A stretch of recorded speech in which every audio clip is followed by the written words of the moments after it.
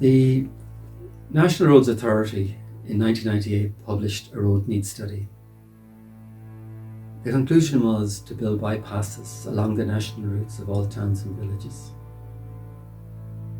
A year later, dozens of consultancy groups were appointed to build bypasses along national routes all over Ireland to local towns and villages. In 1998, things were quite tough in Ireland, both from a financial point of view and economic, immigration and so on. In 1999, a group of consultants were appointed to develop a bypass for Galway, linking the N6 on Dublin Road to the N59 Clifton Road. A year later, the government decided that all bypasses of towns and villages would be linked together to form continuous motorways. The government in 2000 approved an upgrade of the N6 national route to an M6 motorway. This route extended from Kinnegad to Athlone and from Athlone to west of Galway. The N6 upgrade involved 140 kilometres of motorway. In 2006, Galway County Council, on behalf of itself and Galway City Council, made an application to Pleanala for a Galway bypass development. In 2008, after a public hearing, the Pleanala made a decision to approve part of the scheme. The part of the scheme they approved was the part that was part of the motorway network, the part that extends from the Dublin Road, M6, to the N59 Clifton Road, and they refused the western approach link, which extended to Barna, the R336. Their decision was appealed to the Supreme Court on the Habitats Directive. The Supreme Court noted in its judgment, and this is quite important, that where there are imperative reasons of overriding public interest, that a development may still go ahead. And they noted in their judgment, referred to it in their judgment 7 times, noting that of 16 cases that were referred to them under the imperative overriding reasons known as ROP, that 15 of the 16 were approved. And this, I think, is quite fundamental to the development of the Galway bypass, taking into account the second application, as I'll explain later. The difference between the two applications could not be more stark. The second application involved the purchase of 54 dwellings, 5 business and industrial premises, and major impact on landscape and communities. Whereas in contrast, the first application made very little impact on communities and landscape in the way that the second application did. Given that the European Court of Justice left the door open for the ROP process to take place, it is worthwhile to consider the part of the original application again that was approved by Pleanala, subject to ROP and subject to minor changes in line with avoiding habitats. I have a lot of experience in roads. I must have over 40 years in it at this stage. I was deeply involved in all the M50 road around Dublin and the M1 motorway. I have worked in roads for about 40 years. The first and the major issue is the sheer number of difference in properties being acquired for residential properties being acquired. There's 54 properties being acquired as against 8. Also, there's 5 business and industrial commercial developments being acquired. as against 1 for the original one. And also amenity grounds, National University of Ireland, Galway, amenity grounds being acquired, which have a major impact. I'll take you around the motorway, commenting and on the key points. Starting at the Dublin Road, where you have from the Ormore interchange on the M6, the speed limit into Galway drops to 100 kilometres. The road was to veer off westwards around the city, and a bridge was actually constructed for that and is lying idle at the moment. The bridge is at Garraun, and part of the bridge one bridge was constructed, it's a very substantial bridge, along with part of the groundworks for the possible interchange there. In the 2006 application, there was no interchange on the N83 Tuam Road for a very good reason. And this is crucial to any analysis of a Galway bypass. There was a very specific purpose why there wasn't an interchange at that location. Because at that time, the M18 motorway and the M17 motorway and the M6 motorway approached Galway from different directions, north, south and east. It wasn't clear where they would link up, so an interchange was dropped on the N83. At no stage in comparisons highlight this point, that it was delayed the decision was taken in 2000 not to include the interchange on the temporarily not to include an interchange on the N83 in the Parkmore Employment Centre area. The M6, N83, the Tuam Road, the N84, the Headford Road, and the N59. You have 4 national routes which the bypass links together. And if you take out one of the interchanges, in fact, one of the major interchanges on the busiest road into Galway, the Tuam Road, you make a nonsense of it. And if you compare the Galway bypass without that interchange, your whole traffic model is worth 0. And it's not comparing with what was intended. So that is a major flaw in what has gone before on board Pleanala. What's worse is how it affects the local area. Because comparing both schemes, the 2006 and the more recent 2018, to compare the two, I think is worthwhile, and you see the differences, and that would then give a direction of what should be happening.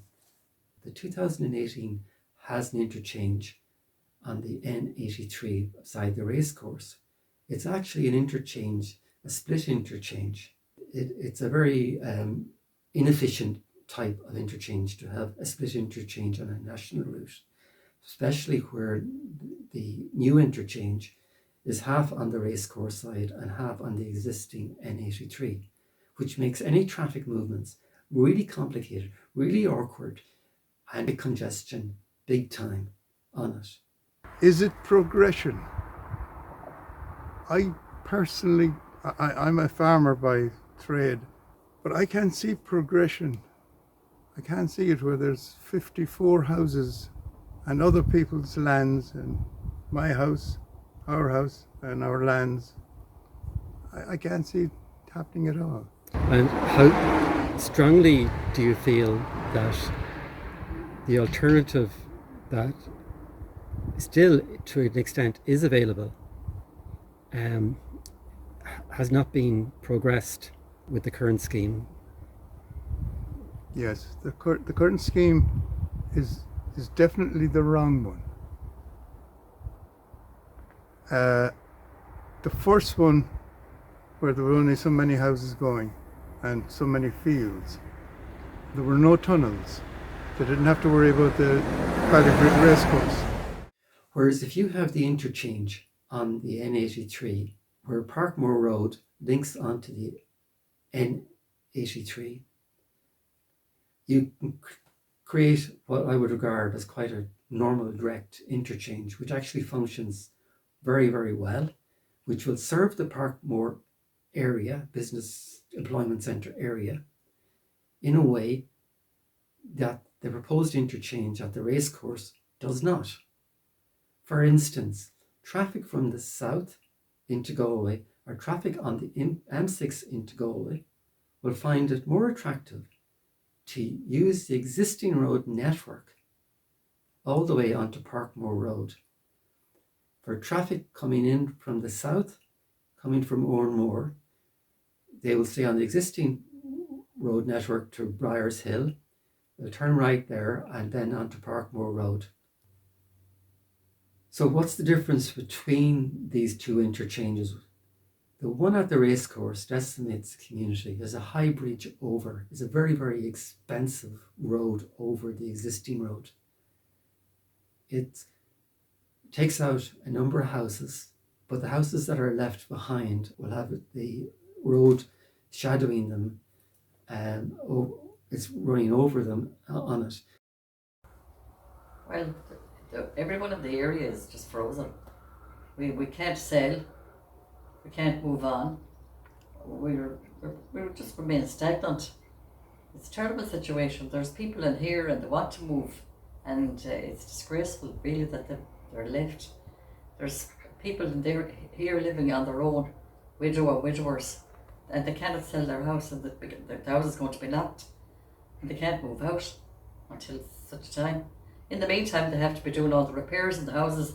The houses in here are about 34 years old, and we all have repairs on them. It's costing us a fortune, and the house is going to be knocked anyway. That's my opinion. It's also a very expensive junction to build because of the high bridge, the width of the bridge as a motorway bridge, and then the embankment through the racecourse, a very deep cut, and then a tunnel through the racecourse, and then going through more heading southwards here, through the racecourse, and then going through Briars Hill, again more expensive, more houses, and joining up, paralleling an existing road through the Ardon area. And just look at that road in that area at Ardon. It takes up a lot of development land for housing. It brings noise and so on with it. The motorway is going to be running at a height just beside you here. Yeah. And you're in a very quiet area at the moment. And you're one of the residents that will be left in situ. That's right.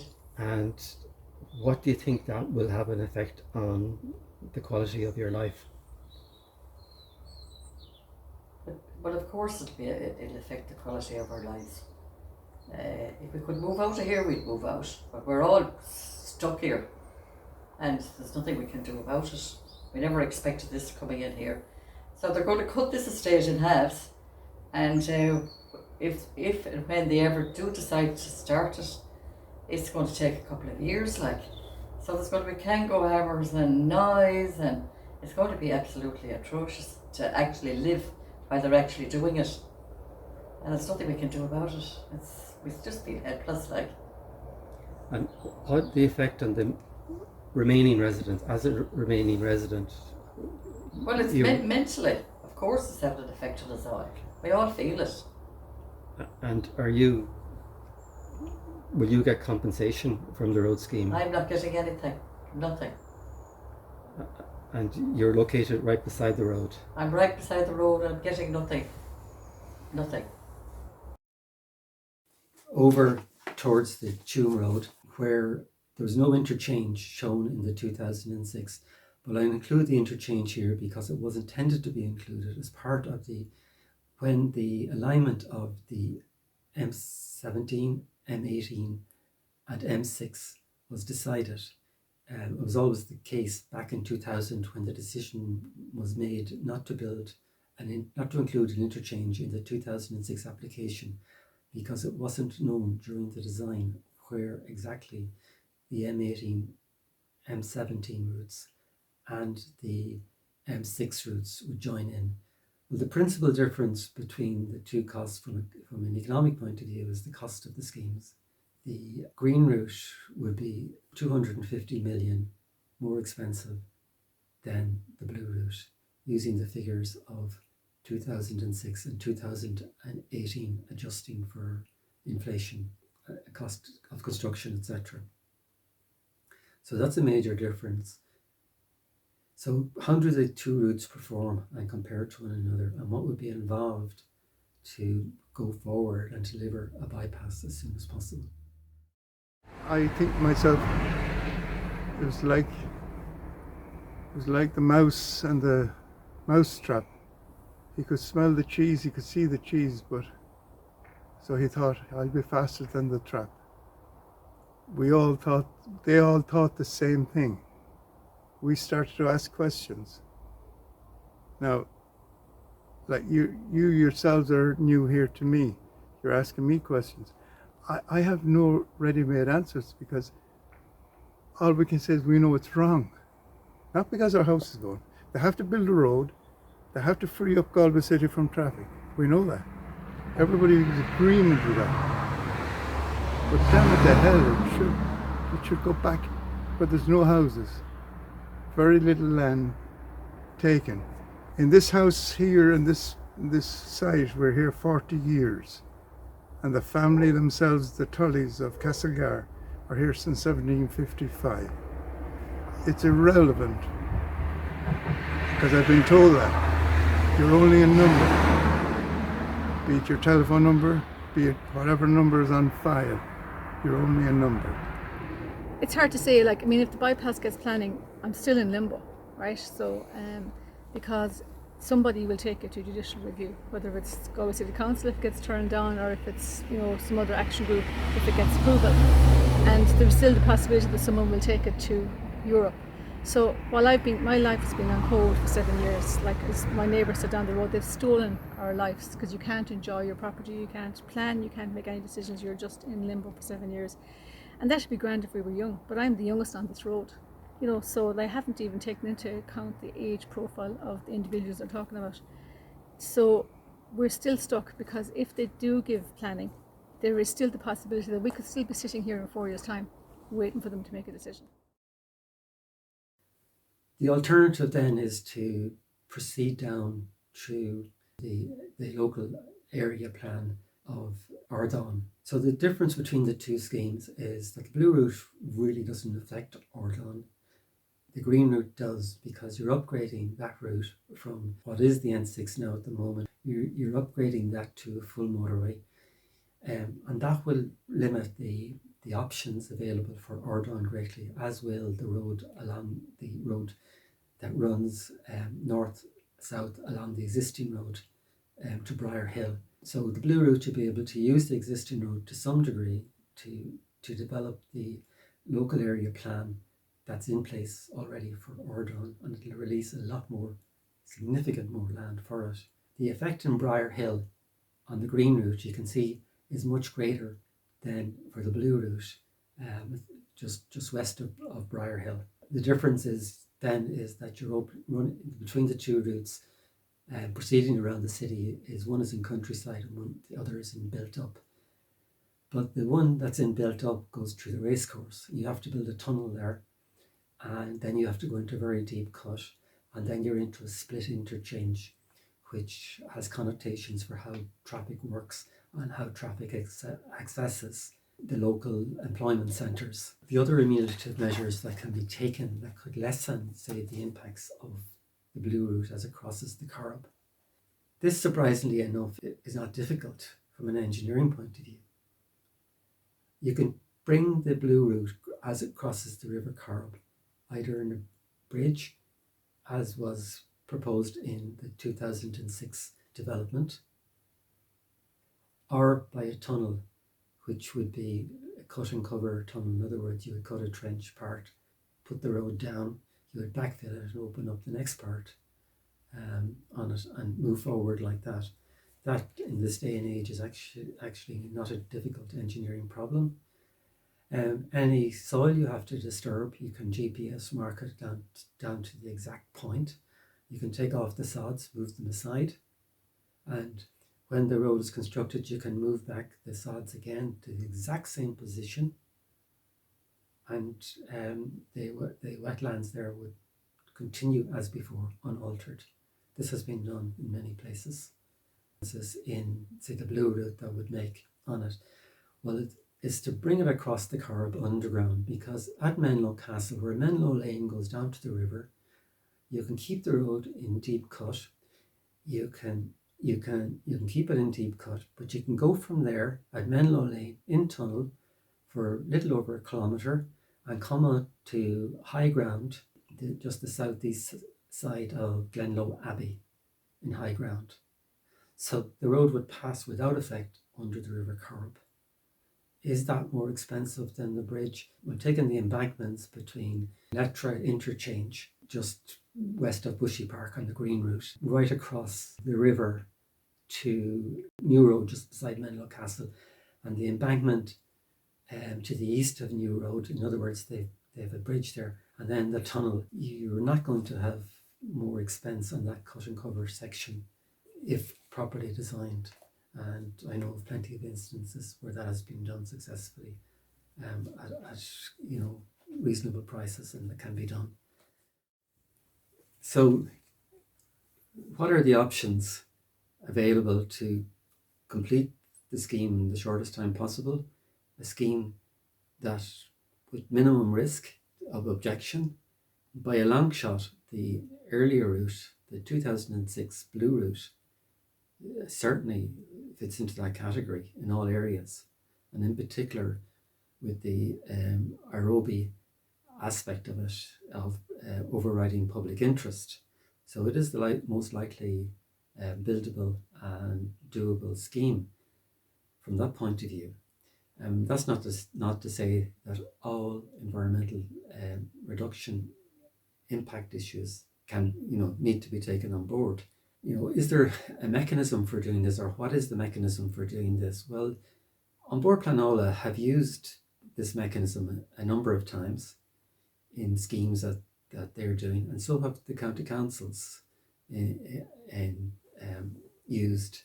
City and county council used similar mechanisms that are totally available. For example, On Board Pleanala, through the Acts, can seek further information clarification to an existing project at any stage, and as both projects are still open and not decided on in any way, because today in September 2021 there is no decision. How does the bypass, or how can the bypass support the public transport in Galway? I would say that it's vital for public transport.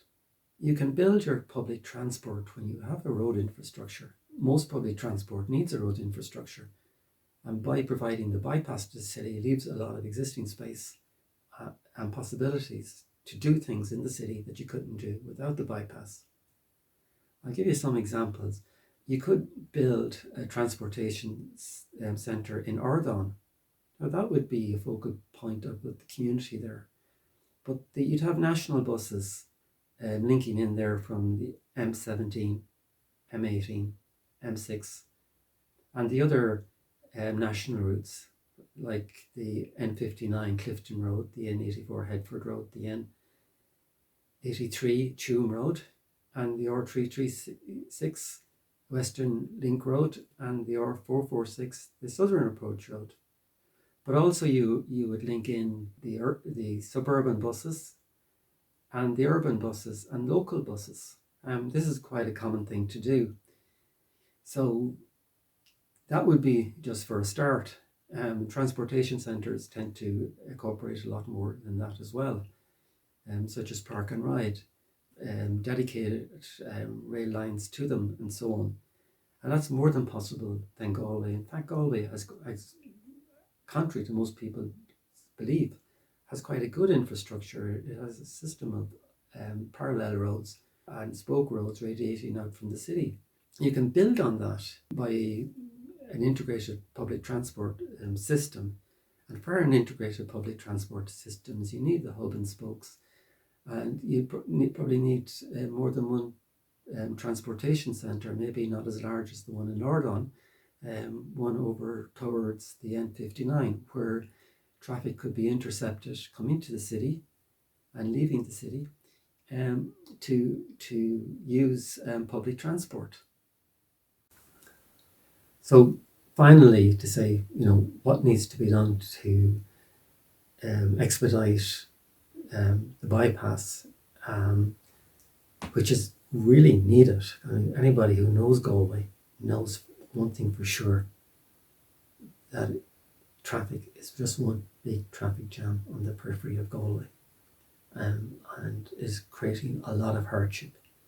So we need to resolve this with public transport as well, in the best way possible. And the way to initiate that is actually quite straightforward. Basically, it's a political decision.